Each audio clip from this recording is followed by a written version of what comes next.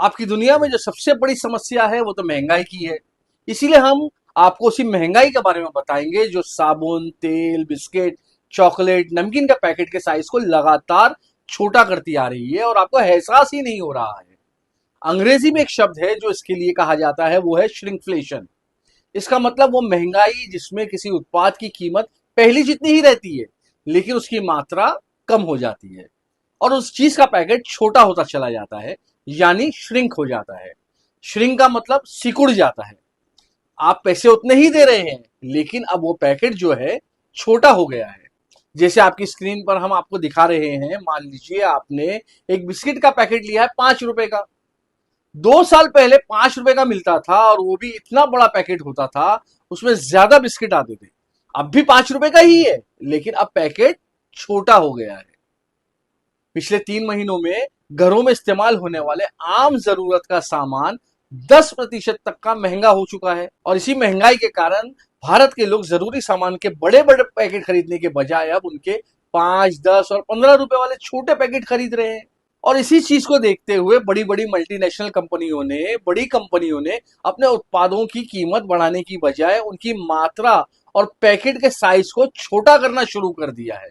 जैसे उदाहरण देखिए, उन कंपनियों ने 10 रुपए के साबुन की कीमत को बढ़ाकर 12 रुपए नहीं की, 15 रुपए नहीं की, बल्कि उन्होंने 10 रुपए में ही साबुन की मात्रा को श्रिंक कर दिया और इसके साइज को छोटा कर दिया। ये बात मुंबई की एक रिसर्च एजेंसी ने अपनी नई रिपोर्ट में बताई है। इस रिपोर्ट में लिखा है कि लगातार महंगाई बढ़ने से इन कंपनियों की चुनौतियां बढ़ गई है। अगर ये कंपनी अपने सामान की कीमतों को बढ़ा देगी, महंगा कर देगी, तो उनकी आमदनी घट जाएगी, रेवेन्यू कम हो जाएगा। इसीलिए कम हो जाएगा कि जैसे ही ये अपना दाम बढ़ाएंगे, लोग खरीदना कम कर देंगे और खरीदना कम कर देंगे तो इनकी आमदनी, इनका रेवेन्यू कम हो जाएगा और इन कंपनियों को नुकसान होने लगेगा। और इसी नुकसान से बचने के लिए वो श्रिंकफ्लेशन की मदद ले रहे हैं। ये एक ऐसा तरीका है, ऐसा आइडिया है जिससे ग्राहकों को नुकसान, कंपनियों को फायदा ही फायदा होता है और ग्राहकों को पता ही नहीं चलता कि उन्हें नुकसान हो रहा है। मात्रा घटने से आप जो टूथपेस्ट की एक ट्यूब पहले 15 दिन में खरीदते थे, अब उसे आप 7 से 8 दिन में खरीदने लगे हैं। और ये चीज दूसरे उत्पादों के साथ भी है। इससे कंपनी की बिक्री और उनका मुनाफा रॉकेट की रफ्तार से बढ़ रहा है, जबकि आपका बजट इस श्रिंकफ्लेशन की वजह से पूरी तरह से हिल रहा है। ज्यादातर कंपनी कहती है कि वो अपने उत्पादों की महंगाई से बचने के लिए ऐसा करती है, लेकिन ये भी पूरा सच नहीं है। पिछले 4 वर्षों में इस महंगाई के कारण लगभग सभी प्रोडक्ट के साइज 10 से 20% तक का श्रिंक हो चुके हैं, यानी सिकुड़ चुके हैं।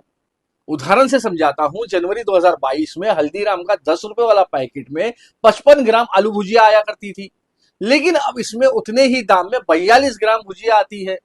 इसी तरह 2 साल पहले विम पाउडर का 1 रुपए वाला साबुन का वजन 155 ग्राम होता था।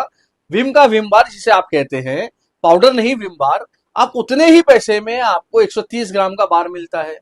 इसके अलावा वर्ष 2020 में पार्ले जी के 5 रुपए वाले पैकेट का वजन 88 ग्राम था। अब 5 रुपए में ही इसका वजन 55 ग्राम हो चुका है।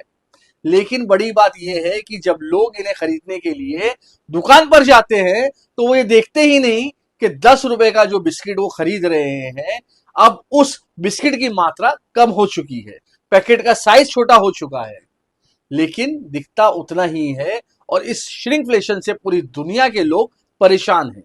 ब्रिटेन के 64%, फ्रांस के 63%, जर्मनी के 62%, कनाडा के 60, चीन के 30% लोगों ने माना कि श्रिंकफ्लेशन के कारण उन्हें कंपनियां पहली जितनी कीमत में अब कम सामान दे रही है।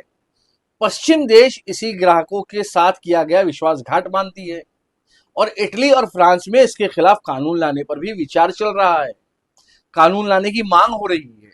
लेकिन भारत एक ऐसा देश है जहां कानून तो बहुत दूर, हमारे देश के बहुत सारे लोगों को अभी इस बात की भी जानकारी नहीं है कि उनके साथ कंपनियां इतनी बड़ी चालाकी कर रही है।